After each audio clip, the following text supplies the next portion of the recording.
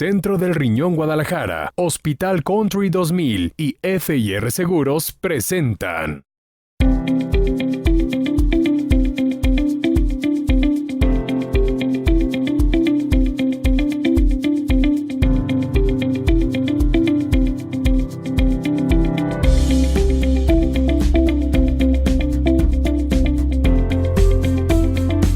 Bienvenidos a Torre Médica, su programa de especialidades. Hoy, como es costumbre, tendremos un tema de su total interés. En la conducción queda con ustedes el doctor Julio Ramos, doctor Riñón.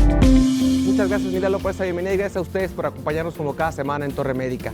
Platicando hoy más a detalle sobre problemas gastrointestinales como son los padecimientos de reflujo y obviamente padecimientos de la vesícula, la formación de piedras, y cómo se tratan, cómo se diagnostican los expertos hoy en el programa. Y en Prevenir para Vivir, prepararnos para la partida, gastos funerarios. Milalo, ¿qué hay para hoy? Cuéntame, por favor. En efecto, Julio, este día nos acompaña el doctor Félix Ventura, platicando sobre los signos y síntomas de las piedras en la vesícula. También nos acompaña el doctor José Flores para platicar sobre el reflujo gastroesofágico. No te pierdas Torre Tips. ¿Sabías que? Prevenir para Vivir, Torre Urbana y Mesa de Expertos. ¡Comenzamos! Gracias por continuar en Torre Médica, tu programa de especialidades. Un amigo, el doctor Félix Ventura. ¿Cómo estás, Félix? Doctor, muy bien, gracias a Dios. Un gusto. Gracias por aceptar la entrevista y platicar más a detalle un poquito sobre la cuestión clínica. Hablar de vesícula es hablar de algo muy frecuente en la sociedad, que es una cirugía muy realizada, la extirpación de este tejido, que obviamente se puede enfermar. ¿En qué condiciones, Félix? Sí, antes que nada, pues dentro de nuestra especialidad en cirugía general, sí es la patología que más frecuente vemos, ¿no? Sí es más frecuente en mujeres, sí, alrededor de los 40 años, sí, también con antecedentes de haber tenido algún embarazo y tener algún grado de sobrepeso. Sin embargo, esto no exime que los hombres también pueda presentarse esta patología, y sí, realmente es muy frecuente en este grupo etario. El otro grupo etario más frecuente es también arriba de los 65, 70 años, ¿no? Afortunadamente, con el advenimiento de nuevas tecnologías, tenemos el diagnóstico oportuno y el tratamiento para este tipo de enfermedades. Obviamente, el diagnóstico de un padecimiento, una enfermedad de la vesícula o de la vía biliar, sabemos que la causa más frecuente o más primaria o más ligada a esto son la formación de piedras o litos que se conforman a través de qué es lo que de alguna manera favorece o predispone que se formen piedras en la vesícula, Félix. Sí, las causas principales, digo, esto es multifactorial, es dieta alta en grasas, deficiente en fibra, también algunos trastornos de dislipidemia, colesterol y triglicéridos altos, que favorecen que las sales biliares, ¿sí? Inicialmente vayan formando una especie de lodo, ¿sí? Comúnmente el lodo biliar, de manera crónica. Desafortunadamente, y la mayoría de las personas que forman posteriormente piedras, este lodo biliar es asintomático. Con esta cronicidad de la enfermedad, ese lodo biliar se va compactando aún más hasta formar las piedras. El problema viene cuando una o múltiples piedras están dentro de la vesícula y la misma quiere realizar su función normal, que es extraer la parte de la bilis hacia los conductos biliares y hacia el intestino. Se ve obstruido ese flujo y es cuando hay presencia, pues, de los síntomas. ¿Qué tanto influye el factor genético para aquellas personas que tienen el antecedente de alguien más en su familia y la probabilidad que tiene este individuo de desarrollar también piedras? ¿Qué tanto se vincula en lo genético? Sí, definitivamente hay muchos antecedentes y sí, la genética tiene un papel, pero definitivamente, como comentábamos, es algo multifactorial, ¿no? Sí, la mayoría de nuestros pacientes han tenido, pues, en padres o abuelos o algún hermano, ¿sí?, que ya anteriormente han sido diagnosticados con estos problemas. Entonces sí es más frecuente en aquellos pacientes que tienen algún antecedente de primero o segundo grado familiar. Sabemos que la cirugía de vesícula ha variado importantemente, se ha convertido en una cirugía mínimo invasiva, aún en condiciones urgentes. Obviamente la cirugía laparoscópica ha venido a cambiar la evolución, las complicaciones en los pacientes que antes eran sometidos, alargaba la estadía hospitalaria, los riesgos infecciosos, sangrados y otras cosas. Esta evolución, ¿cómo se ha visto reflejada en el aspecto clínico en los pacientes que son intervenidos por problemas de vesícula o vía biliar? Sí, afortunadamente, como bien lo comenta, con el advenimiento de la cirugía laparoscópica nos ha permitido que tanto la evolución, la estancia y sobre todo el trayecto posoperatorio de nuestros pacientes sea mucho mejor, ¿sí? ¿Por qué? Porque tradicionalmente, como anteriormente se manejaba una cirugía abierta, como bien lo comentas, pues había más estancia hospitalaria por cuestiones de dolor, ¿sí? O alguna otra eventualidad, pero con el advenimiento de la cirugía laparoscópica en nuestro país alrededor de los años 90, sí nos ha permitido que a través de la mínima invasión tengamos excelentes resultados y sobre todo que la recuperación sea mucho más rápida para que nuestros pacientes que son sometidos a este tipo de cirugía, sea electiva o incluso urgencia, puedan incorporarse o reincorporarse nuevamente a sus actividades cotidianas. El paciente que es intervenido de una cirugía de vesícula tiene que generar cambios en sus hábitos. ¿Qué tipo de cambio de hábitos tiene que desarrollar un paciente posquirúrgico de una cirugía de vesícula? Principalmente factores dietéticos, ¿no? Durante la evolución posoperatoria inmediata o mediata, durante las primeras 2 a 3 semanas, es una dieta específica, libre de grasas, libre de lácteos, libre de aguacate, de chocolate, que son los, se les llama colecistoquinéticos o aquellos que favorecen, ¿sí?, la producción y el drenaje de bilis. Posteriormente, ya que haya una recuperación satisfactoria aproximadamente entre las 3 y 4 semanas de la cirugía, la dieta puede volver a ser prácticamente normal. El paciente que sufre de un fenómeno de vesícula, no siempre en todos los casos la vesícula se suele enfermar solo por piedras. Existen otro tipo de padecimientos que pueden alterar esa funcionalidad de la vesícula. ¿En qué casos se refleja? Porque a veces la sintomatología clínica del paciente es muy abigarrada, le decimos diferente, y no, es atípica. Se le realiza un estudio de ultrasonido y encontramos que la vesícula tiene características físicas aparentemente normales y no encontramos en su interior piedras. ¿Qué condicionantes o qué variables podemos encontrar que nos hagan sospechar que esa vesícula no está funcionando apropiadamente? Sí, hay un trastorno, sí, que puede ser también una disquinesia o falta de adecuada movilidad de la vesícula, ¿no? Esto también ya trae otro tipo de trastornos. Prácticamente también por medio de ultrasonido, afortunadamente se puede hacer este diagnóstico, en el cual se mide el volumen que normalmente tiene la vesícula, que es aproximadamente de 80 a 100 mililitros. Se hace una prueba con un alimento graso, con aguacate, etcétera, para sacar un porcentaje de vaciamiento, ¿sí? Aquellos que el porcentaje de vaciamiento es menor al 50%, pues se puede hablar de una disquinesia vesicular y son los que son candidatos a cirugía, porque prácticamente da los mismos síntomas, ¿no? Y sobre todo dolor de tipo crónico. Cuando se hizo la petición de hacer este programa donde habláramos de nueva cuenta sobre el área de la parte o de la cuestión de la vía biliar, vesícula y vía biliar, por ahí surgió una pregunta en una ocasión a través de las redes sociales donde un paciente preguntó algo que yo creo que vale la pena aclararle a la población, que un cirujano le había encontrado en un estudio un pólipo en la vesícula que le había dicho que se tenía que operar. ¿Por qué la presencia de un pólipo intravesicular obliga a hacer una extirpación de este tejido? Sí, los pólipos dentro de la vesícula afortunadamente no son frecuentes, sin embargo, la mayoría de los tumores cancerosos dentro de la vesícula se desarrollan a través de un pólipo y tiene alta probabilidad de que así lo sea. La importancia es que cuando se desarrolla un cáncer de vesícula realmente es una enfermedad muy catastrófica. Actualmente no hay un tratamiento curativo, ¿sí? Y como tal da una pobre expectativa.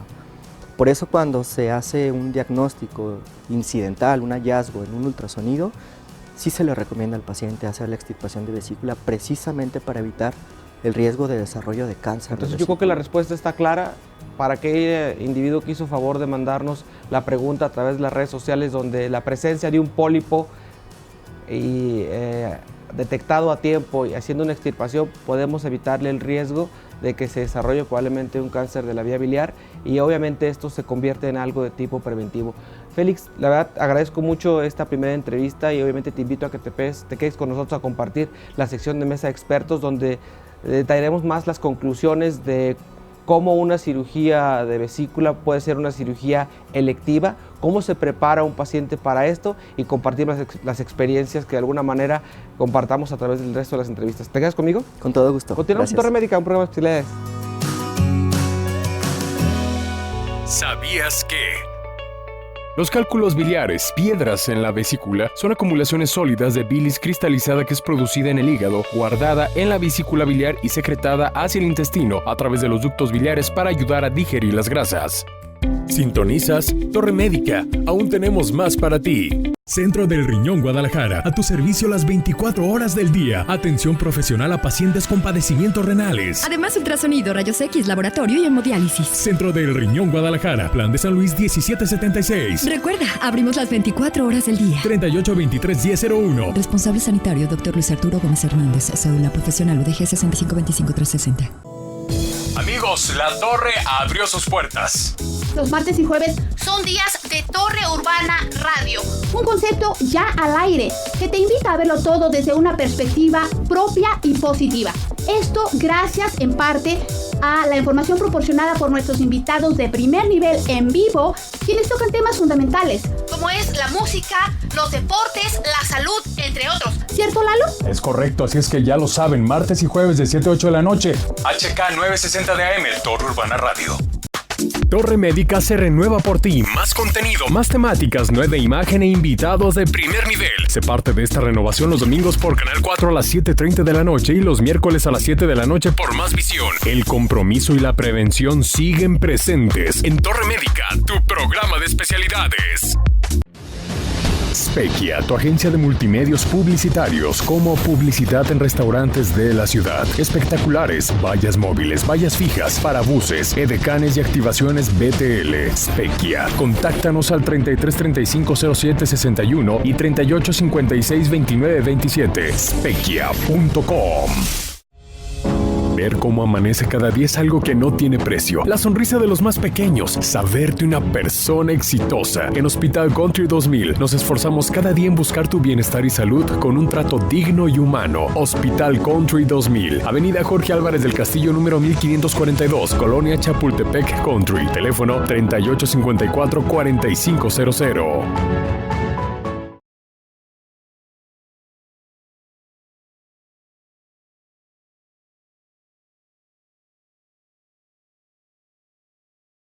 No te muevas, continuamos en Torre Médica. Torre Tips.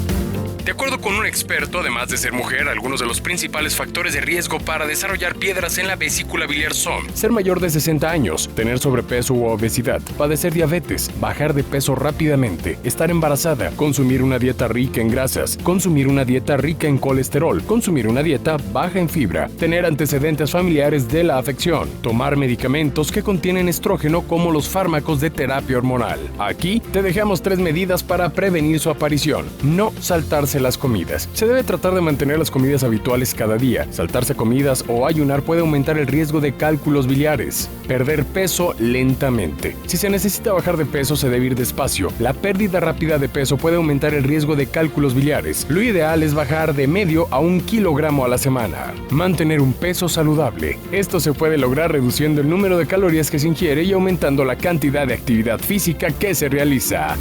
Y estamos de regreso en Torre Médica, tu programa de especialidades, platicando con el doctor José Flores. ¿Cómo estás, José? Excelente, doctor. Muy buenos días. Platicando sobre los padecimientos gastrointestinales más frecuentes, uno de ellos es el reflujo, que creo que la sociedad entiende que las agruras, como la gente las conoce coloquialmente, pueden estar vinculadas como parte de una condición que se relaciona con el reflujo, ¿cierto? Es correcto. De hecho, es parte de los síntomas más comunes en pacientes con reflujo, pero como tal, el reflujo en sí no solo son agruras, sino que es el paso del contenido gastroalimenticio hacia la cavidad esofágica. Entonces, sí es parte de los síntomas más comunes, pero no únicamente eso quiere decir que tengas reflujo, sino en sí el paso del bolo alimenticio o del ácido gastroesofágico al esófago gastroduodenal, es la causa del reflujo, es la definición del reflujo. Entendemos que este padecimiento es más frecuente de lo que la misma población tiene entendido y desafortunadamente para la gente que nos ve a través de pantalla, la sociedad tiene la mala costumbre de autoprescribirse, ¿cierto? Es súper común, totalmente de acuerdo. Entonces toda la gente recurre a la farmacia o a algún lugar y compra algún producto, un antiácido. Y bueno, como esto le mengua la sintomatología o le disminuye las molestias, pues él siente que con esto, y hay gente que está tan mal habituada que convierte de esto algo ya tradicional, forma parte del stock de lo que es la despensa familiar para que no falte en casa por si el alimento que consumimos es de alguna manera irritante o graso como un factor. ¿Qué tanto influye, José, la dieta en la gente que tiene una condición de reflujo? Bueno, es algo fundamental, es parte de lo más importante en el tratamiento, incluso a veces más que el medicamento, porque tú sabes que si el paciente no tiene un buen apego a la dieta, pues probablemente va a seguir teniendo síntomas, y no solo la dieta, sino también el ejercicio, el bajar de peso, el sobrepeso es fundamental. Luego lo recomendamos a los pacientes, hay que bajar de peso para mejorar los síntomas, no fumar, incluso a veces no tomar también es bueno para el reflujo, y la dieta sobre todo libre de ácidos, chocolate, café, alimentos altos en grasas, mentas, incluso a veces algunos chicles o pastillas de Halls, que muy comúnmente todo el mundo puede consumir. Todos esos alimentos pueden aumentar las relajaciones del esfínter esofágico inferior y eso pues precipitar que suba el contenido gástrico al esófago. ¿Existen factores de tipo anatómicos? Identificamos que hay defectos herniarios, ¿sí? Como la hernia hiatal, que de alguna manera facilita este tipo de padecimientos. Y sabemos que también existen correcciones quirúrgicas. ¿En qué casos se contemplan este tipo de correcciones, José? Bueno, sobre todo cuando los pacientes han tenido mucho tiempo de evolución con estos síntomas, y a esto me refiero más de 5 años, cuando ya quieren dejar de tomar medicamento porque tienen efectos adversos. Muchos de los medicamentos que damos pueden ocasionar algunos efectos adversos, entonces uno le comenta al paciente, pueden tener osteoporosis, fractura de cadera, síndrome de sobrecrecimiento bacteriano intestinal, ¿sí? Entonces todo esto se le comenta al paciente. Si el paciente ya quiere dejar de tener el riesgo de estar tomando medicamento toda la vida, porque muchos de esos pacientes van a tomar medicamento por vida, entonces si ellos ya no quieren tomar, pues pueden ser valorables a tratamiento quirúrgico en caso de una hernia, cuando sea una hernia grande, y sobre todo tanto que el cirujano como el paciente sepan que pues el efecto de la cirugía tiene un tiempo de vida, o sea, va a ser el mayor impacto durante los primeros años posterior a la cirugía, después empieza a perder el efecto y otra vez hay que tomar medicamentos. Entonces tal vez los mejores candidatos sean pacientes jóvenes, pero pues se debe de individualizar a cada paciente y hacerle otros estudios, porque como se va a hacer una cirugía donde van a realizar un cierre para que ya no se abra el esfínter esofágico inferior, pues muy probablemente pueda tener otros efectos adversos. De hecho, muchos de esos pacientes luego nos regresan con colitis, están muy distendidos, muy inflamados, porque pierden la capacidad natural de eructar. Entonces, todo eso se le comenta al paciente, y si no tiene un trastorno motor del esófago previamente confirmado por manometría esofágica, pues ya puede ser candidato a cirugía. Es importante que el auditorio que nos está viendo a través de la pantalla entienda que la evaluación por parte tanto de un gastroenterólogo como de un cirujano gastrointestinal debidamente entrenado para una cirugía, la realización de un estudio endoscópico que consiste en la introducción de una cámara para poder revisar las características físicas, tomar muestras de tejido o biopsia que le permita identificar si existe alguna alteración o la contaminación por un agente que predispone estados clínicos como es quizás para el público ya conocido un famoso Helicobacter pylori, que frecuentemente lo encontramos y que muchas veces no tratamos o el paciente no le da un seguimiento apropiado, y este es un factor que detona otras condiciones gástricas que obviamente, como te decía en un principio, la gente se empieza a autoprescribir. Y obviamente cuando les hablan de la palabra cirugía, pues obviamente la gente tiene cierta animadversión a someterse a una intervención.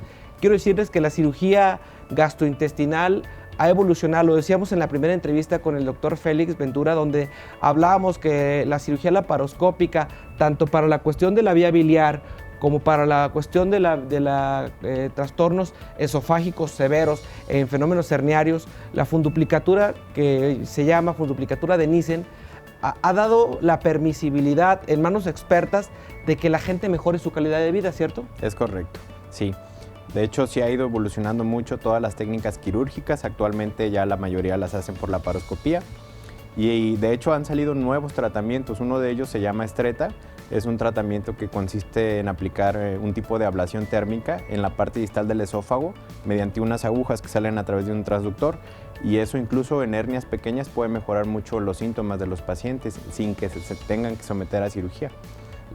Es valioso siempre hablar de cosas que son frecuentes para nuestra sociedad y para nuestra población, y que sin duda el desconocimiento de que medicarnos de manera correcta puede mejorar nuestra condición, pero acudir con un especialista debidamente entrenado para darle un manejo primero clínico, porque obviamente todo paciente que acude a una primera evaluación, pues no siempre se le propone de primera mano una cirugía, ¿cierto? Claro. Y obviamente un paciente que tiene una mejoría clínica, primero, cambio de hábitos higiénico-dietéticos, es decir, su alimentación, sus hábitos de alimentación en cuanto a los horarios, que es muy importante mencionar, el tipo, la calidad, el horario, la medicación a tiempo, los grupos de medicamentos que utilizamos como antiácidos, y algunas familias de medicamentos que se emplean tienen sus especificaciones y mucha gente los toma a cualquier hora hasta que aparece un síntoma y el beneficio clínico no es el esperado, ¿cierto? Cierto.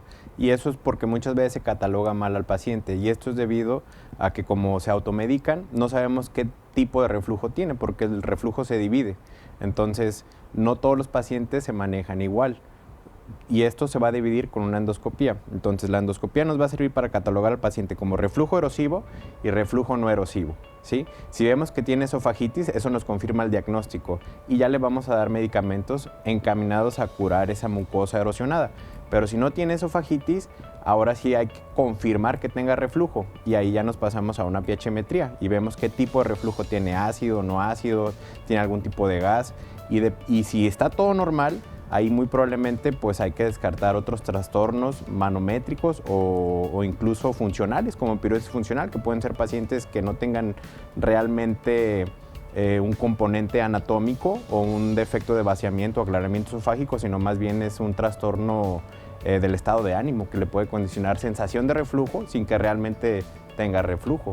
Y es importante también hacerles mención que el padecimiento del reflujo que no es tratado de manera oportuna puede conllevar a cambios en el tejido que pueden ser precursores hacia una condición que evolucionen a estados que se puedan malignizar. Hablar de algo que yo creo que la gente debe de saber, que condiciones como el esófago de Barrett, que es algo que preguntaba alguien a través de las redes sociales, donde hacía mención que por qué de repente se hacía la insistencia que cuando había cambios en la biopsia, proponían que en el paciente con una condición herniaria se atendiera de manera oportuna para corregir el reflujo, ya que esto podía evolucionar a una condición. ¿Qué casos marca de alguna manera muy claramente, José, cuándo se debe intervenir un paciente para prevenir que esto evolucione a una condición de cáncer de esófago? Bueno, de hecho ese que mencionas es uno muy importante, ¿sí? Si ya detectaste que tienes un paciente con esófago de Barrett, que es metaplasia intestinal en el esófago, ¿esto qué quiere decir? Que las células que deberían de estar normalmente en el estómago únicamente migran al esófago. Ahí sí es bueno valorar ya un tratamiento quirúrgico para que esto no avance más, ¿sí? Y es muy importante que los pacientes sepan que hay factores de riesgo que les ocasionen ese esófago de Barrett. ¿Cuáles vienen siendo? Pacientes de raza blanca, pacientes que fuman, pacientes con obesidad, y muchos de ellos son factores de riesgo que los tienen los mismos pacientes con reflujo. Entonces, pues de ahí la importancia de detectar. Si tienes un paciente y el tiempo de evolución con más de 5 años de evolución con reflujo, pues ya valorar el operarlo para que disminuya el riesgo de que siga teniendo reflujo y esto progrese. El riesgo de transformación realmente es bajo si uno nomás se queda en esófago de Barrett. Es menor al 0.4% anual de riesgo de tener cáncer de esófago. Pero si la metaplasia avanza y se hace otro estadio previo al cáncer que se llama displasia, ya puede subir desde un 1% hasta un 7%, ¿sí? Dependiendo si es displasia de bajo o de alto grado. Entonces de ahí la importancia de tratarse. Si tú eres un paciente que vives con condiciones gástricas frecuentes, que padeces de reflujo, le llamamos también algunos padecimientos dispepsia, eruptos, esto puede hablar de un comportamiento de motilidad alterada. Es importante que acudas y te revises de manera oportuna, ya que esto puede cambiar y mejorar tu calidad de vida, ¿cierto? Es correcto. José, yo te invito a que te quedes conmigo, que compartamos en la sección de Mesa de Expertos con el doctor Félix Ventura y de alguna manera concretarle al público las partes y las cuestiones más importantes que los trastornos gastrointestinales, tanto de vía biliar como de esófago, la sociedad vivimos. ¿Te quedas conmigo? Claro que sí. Continuamos en Mesa de Expertos, Torre Médica, un programa de especialidades. Sintonizas Torre Médica. Aún tenemos más para ti. Centro del Riñón Guadalajara, a tu servicio las 24 horas del día. Atención profesional a pacientes con padecimientos renales. Además, ultrasonido, rayos X, laboratorio y hemodiálisis. Centro del Riñón Guadalajara, Plan de San Luis 1776. Recuerda, abrimos las 24 horas del día. 3823-1001. Responsable sanitario, Dr. Luis Arturo Gómez Hernández. Cédula profesional UDG 6525360. Para ti, ¿qué significa la vida? Para nosotros, es una oportunidad de ayudarte a que logres tus metas, de reincorporarte a tus actividades diarias, de que estés con los tuyos, de que tengas salud y bienestar. Hospital Country 2000, Avenida Jorge Álvarez del Castillo, número 1542, Colonia Chapultepec Country. Teléfono 3854-4500. ¿Qué tal unos taquitos para el antojo? Pero que sean de Tacos Jaime, contigo desde 1979. Tenemos tacos de pastor, bistec, chorizo, suadero y mucho más. Acompáñalos con una deliciosa quesadilla, una orden y tu agua de horchata Jamaica. Tacos Jaime, calle Navarra 3120, Colonia Santa Elena de la Cruz. Teléfono 1508-8817. Tenemos servicio a domicilio con área limitada. Rustic, pizzas a la leña. Las mejores pizzas de la Ribera de Chapala en un lugar cálido y familiar. Pizzas artesanales cocinadas con leña de mezquite. Pizzas, alitas, ensaladas, baguettes y todo tipo de bebidas refrescantes. Visítanos en Jocotepec, Jalisco, a 100 metros del malecón, por la calle Miguel Arana, número 327B. Rustic, pizzas a la leña.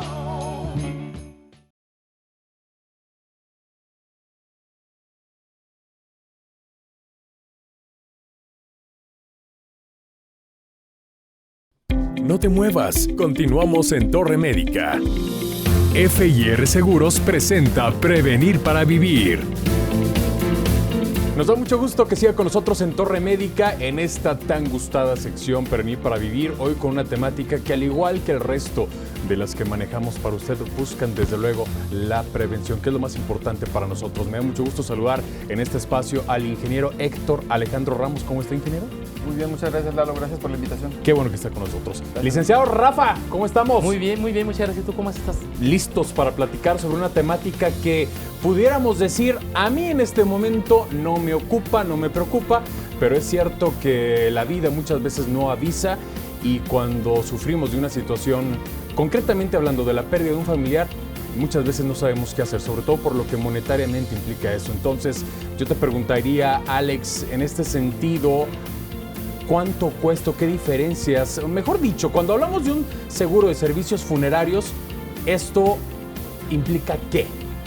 Bueno, mira, de preferencia, lo que tenemos que identificar es que un seguro de servicios funerarios no es la propiedad misma como tal del servicio, sino que significa el disfrute temporal del beneficio de ser usuario para el cuerpo en caso de fallecimiento de la persona que tiene el seguro, y que este puede ser individual o personal. Regularmente es por 1 año y es una diferencia muy grande en el precio. O sea, eso es el disfrute temporal del beneficio y es un servicio en especie. Rafa, es justamente ese punto iba a decir. Cuando contratamos un seguro de servicios funerarios, ¿es hablar de dinero? ¿De que me van a dar dinero cuando desafortunadamente pasamos por una situación compleja? Ok, tenemos 2 conceptos. Generalmente lo que nosotros nos gusta manejar es que es en especie. O sea, dentro de algunas pólizas de seguro también te incluye una cobertura de servicios o más bien de gastos funerarios y es en dinero. Pero en realidad lo que a nosotros nos gusta promover o manejar es el seguro de servicios funerarios como tal. ¿Qué te incluye? Desafortunadamente se presenta el fallecimiento, se habla por teléfono, van, recogen el cuerpo, lo preparan, se hace todo el servicio, se lleva a la capilla. ¿De velación? Exactamente, de hecho hay varias, se ofrecen varias opciones a la persona y te incluye todo lo que es el servicio dentro de la capilla, excepto flores y las galletas, que en algunos lugares ya está incluido. Café, y el café es importante. El café es muy importante. Sí. Que bueno, el personal yo preferiría chocolatito, pero bueno. Ya depende. Así es. Y también nos incluye el servicio de cremación, si la persona sí lo quiere, con la urna, o en todo caso, lo que es la renta de la caja. La renta, bueno, no la renta, porque ya si lo van a inhumar, ya incluye la caja. A la caja. Sí, así es. Ahora, hablando de costos, ¿realmente es caro contratar un servicio de estas características, Alex? Para una persona puede salir alrededor de unos 500 pesos en uno de los ejemplos de los proveedores más estandarizados del mercado, y para una familia 500 pesos por el año. ¿Por año? Por año. Cuando un plan de previsión en oportunidad pagado de contado puede salir en 20 o 30 mil pesos. La diferencia es que el plan de previsión lo puedes transferir y el seguro no, pero pues también lo que pagas, pues a 500 pesos. Y hay uno familiar por 800 pesos, 850, que te cubre al papá, mamá y a los dependientes económicos, que en un evento catastrófico, dramático, donde fallecen los 4, ofrece el servicio a las 4 personas, o no, los 4 cuerpos ya, por el mismo seguro. Entonces, la verdad es que en flujo de efectivo es más operativo o más funcional el seguro de servicios funerarios que el plan de previsión, porque con poco dinero lo resuelves y además mientras no lo usas el dinero, pues obviamente le sirve a otras personas o a servicios a otros cuerpos que fallecieron, ¿no? Entonces sí, es una diferencia considerable. Entonces, este servicio, si yo lo contrato, yo no lo puedo traspasar. Es decir, si alguien me dice, oye, Lalo, yo sé que tú tienes un servicio, me sucedió esto, no te preocupes. No, es intransferible. Es correcto. Recordemos que los seguros siempre son personales e intransferibles. Es la gran diferencia, como dice Alex. Pero vamos, yo qué te puedo decir, no es lo mismo contratar un servicio o un paquete funerario para toda mi familia a decir, oye, por 850 pesos, 900 pesos. Anuales. Ya anuales. tengo sí, o sea, toda la familia. Porque si eso lo dividimos o lo prorrateamos en 12 meses, estamos hablando de que ¿cuánto sería? 40 pesos por individual y familiar. ¿Y me estoy ahorrando cuánto por un servicio funerario aproximadamente? O sea, si estamos hablando del personal y así, creo que uno baratito, así como muy sencillito, de 20 mil pesos más o menos, pues imagínate entre 500 y 20 mil. Y si es el familiar y es una familia de 6 personas o de 3 personas, multiplica los 60 y aquí tenemos 800 pesos. Ahí te va. Un ejemplo en previsión son 20 mil pesos por individuo, en previsión. O sea, si fueran 4, 80 mil en previsión. Pero a la mera hora, le pasó lamentablemente a la abuelita de un amigo, fueron 60 mil pesos. Porque no lo tenía en previsión. Se llegó y lo voy a contratar. Ahorita sí, 60 mil pesos, un cuerpo. Entonces, o sea, realmente esto es porque el precio que le dan a la aseguradora es como en previsión. Claro. Entonces es un precio preferente y son las mismas salas que conocemos. Con otra diferencia, alguien me preguntaba, oye, ¿y se puede contratar si la persona no está al 100% en su salud? Sí se puede contratar, solo hay un periodo de espera para enfermedades de 3 meses, ¿verdad? 3 meses, 90 días, así es. 90 días de periodo de espera para las enfermedades y entonces los primeros 90 días cubre solamente accidentes, que son situaciones externas, fortuitas, súbitas y violentas, y a partir del día 91 ya cubre también enfermedades. Alex, muchísimas gracias. Gracias a ustedes. Rafa, muchas gracias. Sale, un placer. A usted muchísimas gracias y recuerde que seguimos con más en Torre Médica y es importante prevenir para vivir. Seguimos con más. ¿Sabías que? La enfermedad por reflujo gastroesofágico ocurre cuando el ácido estomacal suele volver al conducto que conecta la boca con el estómago, es decir, el esófago. Sintonizas Torre Médica. Aún tenemos más para ti. Centro del Riñón Guadalajara, a tu servicio las 24 horas del día. Atención profesional a pacientes con padecimientos renales. Además, ultrasonido, rayos X, laboratorio y hemodiálisis. Centro del Riñón Guadalajara, Plan de San Luis 1776. Recuerda, abrimos las 24 horas del día. 3823-1001. Responsable sanitario, Dr. Luis Arturo Gómez Hernández, cédula profesional UDG 6525360. Para ti, ¿qué significa la vida? Para nosotros, es una oportunidad de ayudarte a que logres tus metas, de reincorporarte a tus actividades diarias, de que estés con los tuyos, de que tengas salud y bienestar. Hospital Country 2000, Avenida Jorge Álvarez del Castillo, número 1542, Colonia Chapultepec Country. Teléfono 3854-4500. Para esos momentos especiales en tu vida, Pastelería Cake Gallery. Un deleite a la vista, un gran sabor en tu boca. Tenemos más de 20 años acompañándote en toda ocasión. Pastelería Cake Gallery. Visítanos en Avenida Rubén Darío, número 300. O haz tu pedido a los teléfonos 3630-0313 y 3616-3048. Pastelería Cake Gallery. Un deleite a la vista, un gran sabor en tu boca. Irma de Zúñiga Makeup Art University. Permite la impartición de conocimiento como cultura de trabajo, y es aquí donde la misión de Irma de Zúñiga se hace presente, creando una escuela capaz de construir en una persona a un profesional independiente, con los conocimientos necesarios para emprender una carrera, un negocio, y con el reconocimiento oficial que avalan sus estudios a través de la Secretaría de Educación Pública. Unidad de Imagen Centro del Riñón, la mejor opción a nivel nacional en atención a pacientes con distintas enfermedades. Además, contamos con la más alta tecnología para realizar ultrasonidos y un espacio cómodo que te hará sentir como en casa. Unidad de Imagen Centro del Riñón, Plan de San Luis 1776, teléfono 3316-134761. Pon tu salud en manos expertas. Torre Médica se renueva por ti. Más contenido, más temáticas, nueva imagen e invitados de primer nivel. Se parte de esta renovación los domingos por Canal 4 a las 7:30 de la noche y los miércoles a las 7 de la noche por Más Visión. El compromiso y la prevención siguen presentes en Torre Médica, tu programa de especialidades.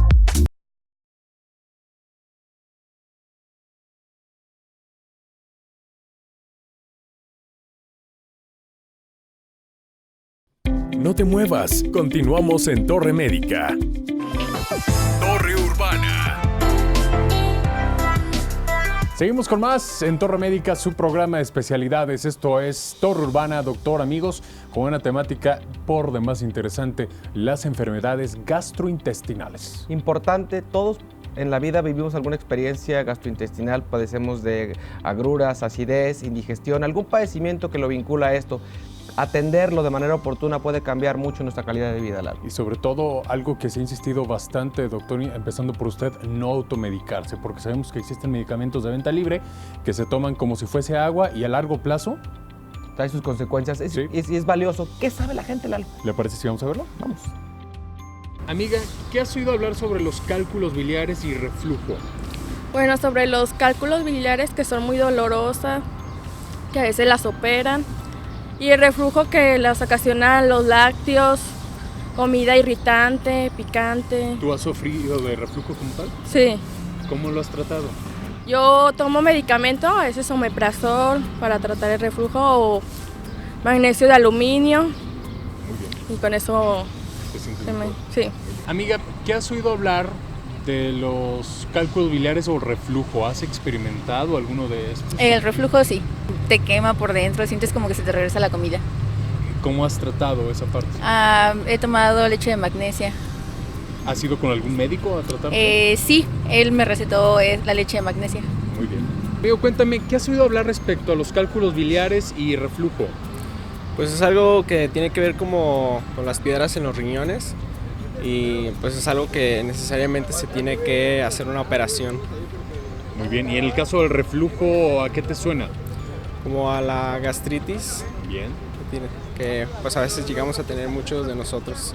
Muy bien. Cuéntame, ¿qué has oído hablar respecto a las piedras en la vesícula y el reflujo? Bueno, de las piedras no conozco nada, ya en cuestión del reflujo es que sientes que el alimento se te regresa del estómago a la boca de la garganta, a la garganta más bien. ¿Usted lo ha experimentado en algún momento el reflujo? No. ¿Sabe de personas que lo hayan experimentado? Sí, de alguna familiar. Muy bien, ¿y cómo lo trató? ¿O qué tomaba, recuerda? Sé que toma como una suspensión, pero no sé qué tipo de suspensión toma. Torre Urbana. Lalo, la gente tiene que tener más información al respecto. La gente todavía tiene esa duda y esa confusión de entre los órganos que de alguna manera representan para una condición. Si se forman piedras en la vesícula, pues no son específicamente también en el riñón. Esa parte yo creo que es la que de alguna manera los expertos nos ayudan a que la gente despeje sus dudas, ¿no? La cuestión de los hábitos, doctor, amigos, como ya lo escuchábamos también y lo veíamos en las entrevistas, que muchas veces los hábitos alimenticios inciden en cuestiones de reflujo. Obviamente la parte fundamental es educar y los expertos comentan desde un principio, el cambio de hábitos le facilita al paciente que la medicación no se alargue muchas veces o que se ajuste a una menor cantidad y le mejore su condición de vida, Lalo. Eso es muy importante que la gente lo tome en cuenta y también muy importante es que nos acompañen cada semana en su programa Torre Médica y otra vez de Torre Urbana. ¿Qué te parece? Así es, y en Torre Urbana Radio, en HK, la prevención emana también a través de los micrófonos del 960 de AM los martes y los jueves de 7 a 8 de la noche. Vamos a Mesa de Expertos, las conclusiones. Sí, continuamos. Mesa de Expertos es presentada por Hospital Country 2000. Gracias por continuar con nosotros en Torre Médica, un programa de especialidades. Gracias a los dos por quedarse para compartir en la sección de Mesa de Expertos. Obviamente, hablar sobre padecimientos gastrointestinales es algo que en nuestra sociedad vivimos en el día a día y que desafortunadamente no acudimos para recibir atención, ¿cierto? Es correcto. Sí. Y sé que los dos desde el ámbito clínico, manejando este aspecto, la gente puede mejorar su calidad de vida. Decíamos en la primera entrevista, Félix, que la vesícula es un tejido que de alguna manera extirparlo nos hace cambiar ciertas condiciones, tanto en nuestros hábitos de alimentación. ¿Cuáles son los principales síntomas que una persona debe de tomar como focos de alerta para este tipo de manifestaciones, Félix? Sí, principalmente es dolor abdominal localizado en la boca del estómago y debajo del costado derecho. Se puede acompañar de náusea, vómito, fiebre o escalofríos, ¿no? Es importante también aclarar en este punto que si hay presencia de coloración amarilla de los ojos, de la piel, empezar con orina oscura, ¿sí? Puede haber también ya un trastorno en el cual las piedras dentro de la vesícula pudieron migrar al conducto biliar principal, obstruir el flujo de bilis y dar condiciones un poquito más serias, que es la coledocolitiasis. Sin embargo, afortunadamente es un trastorno no muy frecuente, pero que también a través de la endoscopía actualmente, precisamente una CEPRE, que es una endoscopía de las vías biliares, aunado a una cirugía de vesícula, nos puede resolver ambos problemas. Obviamente, la gente que hemos sido operados de la vesícula, tenemos que tomar en cuenta que los malos hábitos alimenticios, digo yo lo hablo en persona, que de alguna manera el abusar de alimentos grasos nos puede generar trastornos digestivos, ya que la condición, que la vesícula es un receptáculo de alguna manera para poder estar vertiendo esto. Obviamente el hecho de que te lo extirpen, obviamente es una cuestión preventiva de otro tipo, clase de situaciones, pero obviamente tenemos que educar a nuestros pacientes, que creo que la parte medular de este programa es la orientación sobre cuáles son los cuidados y cuáles son los padecimientos más frecuentes. Hablábamos sobre la cuestión de reflujo gastrointestinal, que es algo que condiciona. Cuando la vesícula enferma, ¿puede tener alguna condición que se vincule con alguna clase de reflujo, Félix? Sobre todo puede darse cierto sintomatología dentro de una misma región, ¿no? El dolor abdominal localizado en la boca del estómago, sí, nos ha tocado que la mayoría de la gente lo confunde con meramente gastritis o sintomatología de reflujo, ¿no? Cuando realmente al estudiarlo clínicamente al paciente lo que tenía pues era precisamente una litiasis vesicular. Entonces sí se le recomienda a la gente que ante el menor síntoma, ¿sí? Que el disparador más frecuente es el dolor, ¿sí? Acuda con el especialista para realmente valorar si es un problema de reflujo, si es un problema de gastritis o propiamente a nivel vesicular, ¿no? Y como comentaban también es importante pues no automedicarse, ¿no? Para favorecer un adecuado diagnóstico y su tratamiento muy oportuno. José, hablábamos que los pacientes que viven una condición de reflujo y tienen un diagnóstico de esto, ¿con qué regularidad deben estarse monitoreando y qué clase de estudios deben de realizarse de manera ordinaria para evaluar si esto no ha cambiado? Porque hablábamos también que existen condicionantes ligadas al reflujo gastrointestinal que pueden tener un camino hacia una condición de malignidad. Bueno, esto depende qué tipo de reflujo tenga. Si ya tiene y se confirmó un reflujo erosivo, depende del grado. Son 4 grados, A, B, C y D. A, B son los más leves. Esos a los pacientes generalmente no les vas a pedir una endoscopia de rutina para ver si ya se cicatrizó la mucosa. Puede ser clínicamente que ya no tenga regurgitación, que es el paso de la comida a la boca, o que ya no tenga pirosis, que es la sensación de dolor, ardor retroesternal. Si ya no tiene nada de eso, muy probablemente con el tratamiento pues, se hayan quitado los síntomas. Ahora, si tiene una esofagitis avanzada grado C o D, ahí sí hay que valorar y revisar que se haya curado, se haya cicatrizado la mucosa, aproximadamente a los 2 o 3 meses de haber iniciado el tratamiento. Si ya tiene una condición de metaplasia o esófago de Barrett, ahí sí depende el grado. Si es pura metaplasia, si es displasia de bajo grado o si es displasia de alto grado. Si es metaplasia o puro esófago de Barrett, no hay una definición todavía universal aceptada como tal de qué tan seguido, y eso va a depender de cuántos centímetros sea la afectación. Cuando son más de 3 centímetros, pues puede estar bien indicado cada 3 a 5 años. Si es displasia de bajo grado, probablemente sea entre 6 y 12 meses, y si es displasia de alto grado, pues cada 3 a 6 meses, ¿sí? Dependiendo. Esta es una pregunta que va dirigida a los dos, digo, cualquiera de los dos me puede hacer favor de responderla. Veo que la gente de repente hace preguntas muy frecuentes en la consulta. ¿Creen que se ha usado de manera excesiva de la endoscopía como un método diagnóstico? Bueno, puede ser que sí, realmente sí hemos visto y nos ha tocado verlo mucho en los hospitales públicos, que hay veces que un poco se salen del protocolo normal, y esto es porque a veces pasan muchos filtros, e incluso otros médicos que no son especialistas pueden referir directamente al paciente a un estudio. Entonces ya nosotros como endoscopistas valoramos si el paciente necesita o no la endoscopía, y ya se le comunica al paciente. En caso de que no la necesite, pues se le dice que no es necesario y se le dice el intervalo de tiempo justo para programarlo. Te hago la pregunta porque de repente vemos que hay un fenómeno de sobrehospitalización para realización de estudios endoscópicos, y de repente el clínico dice, mire, vámonos quitando de dudas y vámonos metiendo en endoscopía. Yo creo que la variable clínica, y muchas veces la gente entiende que si no se la hace, va a correr un riesgo. Entendamos que la parte de la medicina siempre tiene que tener una perspectiva clínica primaria, ¿cierto? Es correcto, sí.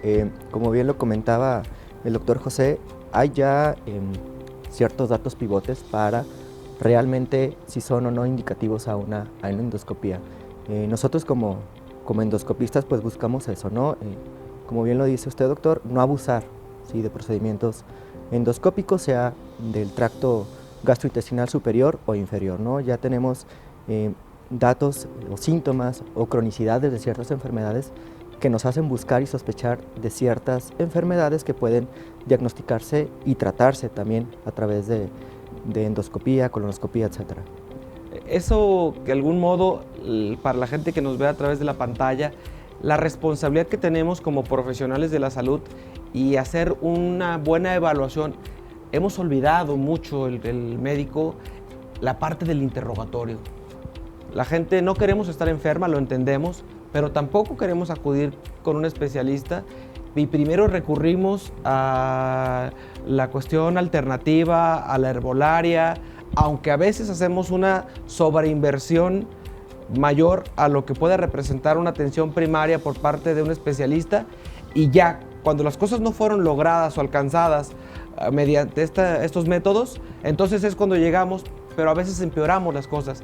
Creo que en su consulta les pasa que la gente ya tomó de todo, ¿no? Y la gente que licuó papa, la gente que licuó muchas cosas y que se hizo sus licuados de diversas cosas y les aliviaron en un principio los padecimientos, y que obviamente a veces detrás de un malestar o de una condición está escondido un cáncer gástrico, está escondido un cáncer de esófago, Yo entiendo que lo último que queremos decirle a un paciente es un diagnóstico fatalista, pero obviamente si nosotros creamos espacios como esto, que Torre Médica tiene la responsabilidad de orientar y de educar de alguna manera al auditorio, la televisión es un método en el que nos permite invitar a gente como ustedes, profesionales, para que no se autoprescriban. ¿Qué les recomendarían a la gente a través de la pantalla que deben de hacer y de acudir de manera rutinaria a alguien que ya tiene un padecimiento? ¿Qué opinas de eso, Félix? Sí, precisamente como lo comentamos en un inicio, ante la menor sintomatología, acudir al especialista indicado, precisamente como usted comentaba, para evitar, ¿sí?, la progresión de problemas. Afortunadamente, una enfermedad gastrointestinal en general, diagnosticada a tiempo, puede ser completamente curable, ¿sí? Como hemos venido mencionando, hay situaciones y condiciones premalignas que a través de una cirugía o incluso la endoscopía, que cada vez ha avanzado más, hay tratamientos curativos, ¿no? Entonces, el problema que nos enfrentamos en muchas ocasiones, como bien lo mencionabas, es que los pacientes ya vienen tratados, homeopatía, o recomendaciones propias, ¿no?, de sus familiares, etcétera, porque funcionaron, pero sí realmente pueden llegar a condicionar, ¿sí?, que se empeoren los cuadros, ¿sí?, con terapias que solamente ocultaron los síntomas, ¿no? Entonces, sí recomendarles que acudan de manera oportuna, inmediata, hacia una consulta por un especialista gastrointestinal para precisamente detectar estos problemas a tiempo. Yo de repente estuve en desacuerdo, de repente que hasta los mismos medios televisivos daban permiso para que ciertos productos con eslogans y lo que le llamamos jingles, le sugerían a la gente hacer cuestiones de tipo clínicas para que consumieran medicamentos. Yo creo que esa parte no está mal siempre y cuando sea vigilada y monitoreada por un especialista y por un médico. Yo creo que el invitar a expertos como ustedes a este programa le permite al auditorio de alguna manera entender que la responsabilidad de un profesional dicta que la gente haga lo propio. Y yo creo que ustedes dos le dejan a la gente un sabor diferente de qué debe de hacer y qué debe de entender en cuestiones gastrointestinales y acudir con un especialista de manera oportuna. A los dos, José, Félix, gracias por compartir el espacio de Torre Médica y obviamente, como lo hacemos semana a semana, tratando de dar información con un lenguaje práctico y sencillo para que la gente lo entienda. Gracias por aceptar la invitación. Gracias. Continuamos Torre Médica, nos vemos la próxima semana.